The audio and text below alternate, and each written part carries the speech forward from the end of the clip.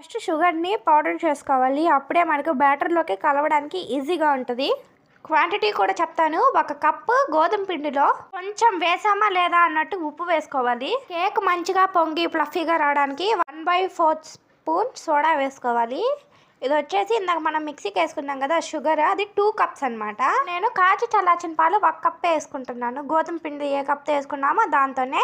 ఇప్పుడు మనం అన్ని ఒకే డైరెక్షన్లో తిప్పుకోవాలి, అట్ట పడితే అట్ట కాదు. కప్ కేక్స్ రావాలని ఇట్లా టీ గ్లాసుల్లో చేస్తున్నాను. మీరు మౌల్డ్ ఉన్నా చేసుకోవచ్చు. ఇప్పుడు ఈ గ్లాసుల్లో కొద్దిగా నెయ్యి పోయాలి అడుగు అంటుకోకుండా ఉండడానికి. నేనైతే కాచిన నెయ్యి పోసాను. ఇప్పుడు సగానికే నింపుకోవాలి. మొత్తం నింపుకుంటే అది పొంగిపోద్ది కాబట్టి సగానికి నింపుకుంటే పర్ఫెక్ట్గా వస్తుంది.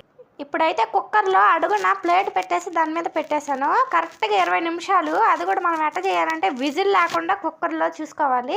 20 నిమిషాల తర్వాత చూసారా, మనం స్పూన్ పెట్టి చెక్ చేసుకుంటూ ఉండాలి. 20 నిమిషాల తర్వాత మనకు పర్ఫెక్ట్గా కుక్ అయిందంటే తీసేసుకొని ఇంకా డిమౌల్డ్ చేయొచ్చు. అసలు ఎంత మంచిగా వచ్చింది. ఎగ్లెస్, ఓవెన్లెస్, అసలు స్పాంజీగా ఇంట్లో చేసి పెట్టండి. ఈరోజు ఎలా ఉందో కామెంట్ చేయండి. అలాగే నా ఛానల్ని ఫస్ట్ టైం చూస్తున్నట్లయితే సబ్స్క్రైబ్ చేసుకొని ఖచ్చితంగా లైక్ కొట్టండి.